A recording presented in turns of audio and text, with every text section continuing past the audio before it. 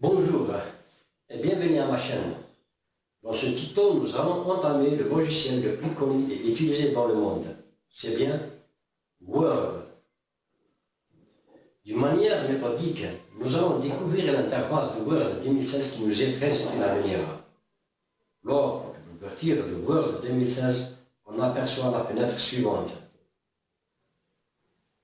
Le volet bleu à gauche, c'est la zone où s'affichent les documents. On aperçoit les documents récemment ouverts. Juste en bas, les documents jadis créés. La zone blanche à droite, c'est la zone des modèles. On peut chercher des modèles en ligne, comme Word nous suggère des modèles préparés.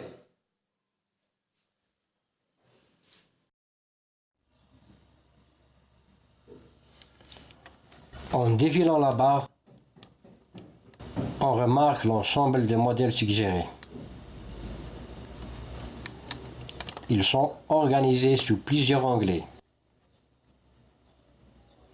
Prenons par exemple l'onglet professionnel. Les modèles sont présentés en catégories. Vous n'avez qu'à définir une catégorie pour voir l'ensemble des modèles associés.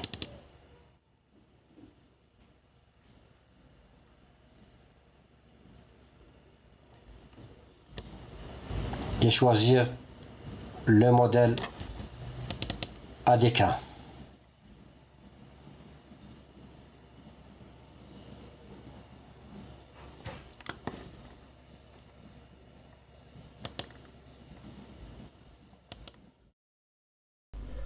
Revenons vers la fenêtre principale. On est concerné là par un document vierge. Voici l'interface de Word 2016 en mode page, avec son grand nombre d'outils. Nous allons étudier les primordiales, je dis bien les primordiales outils dont on a besoin, c'est-à-dire l'essentiel.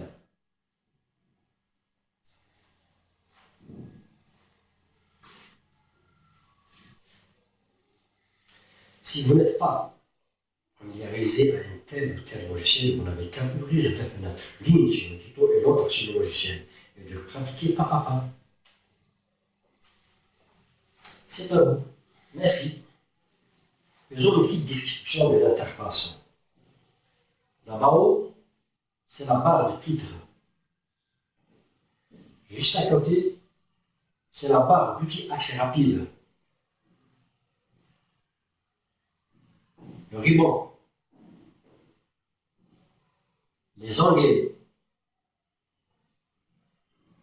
Les règles horizontales et verticales. Ce qui est en jaune là, c'est la page. C'est la zone de traitement de texte. Les barres de défilement horizontales et verticales. Ce qui est en bas, c'est la barre d'état. Comporte un compteur de pages. Un simple clic et le volet de navigation s'affiche. On peut atteindre la page voulue ou lancer la recherche d'un mot ou d'un sous-titre. Et voilà.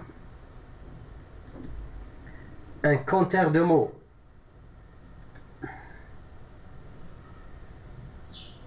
Voilà les statistiques. Un correcteur d'orthographe. Et voilà le volet de correction.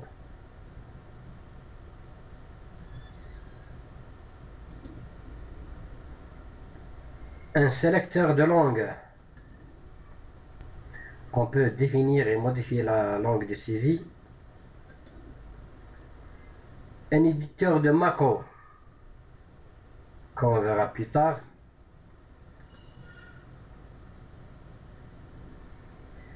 Et l'afficheur, le mode d'affichage. En mode lecture, mode page et mode web. Et l'outil de zoom. On peut agrandir et réduire la page.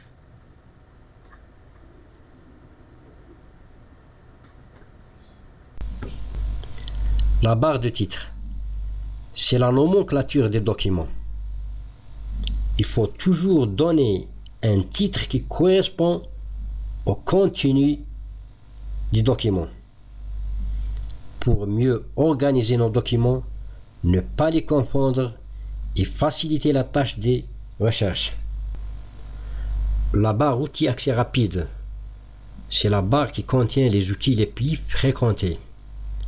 On peut personnaliser cette barre par cette petite fléchette, c'est-à-dire ajouter ou supprimer des outils, juste par cocher l'outil qu'on a besoin, il s'avère nouveau document. Voilà. Décocher, il n'est plus. C'est par là qu'on peut personnaliser, ajouter ou supprimer d'autres outils.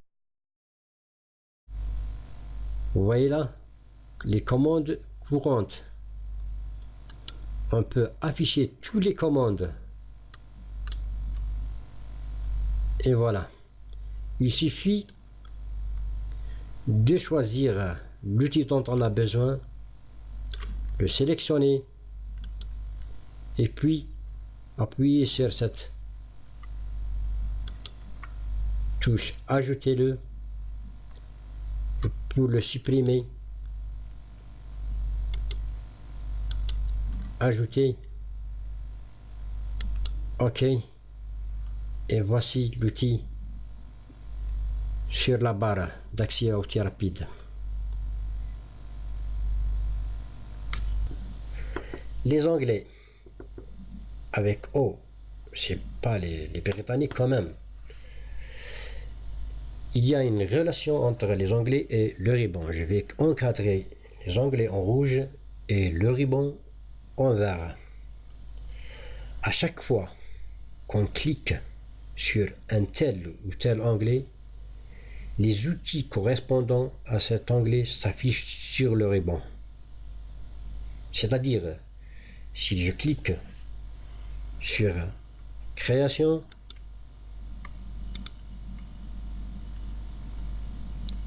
l'ensemble d'outils correspondant à cet onglet s'affiche. Si je prends celle d'accueil, les outils correspondant à l'onglet accueil s'affichent. Ces outils sont regroupés. D'après ce que je vois, ils sont séparés. Dans 2007, ils sont bouclés. Ils sont regroupés et sous-nommés.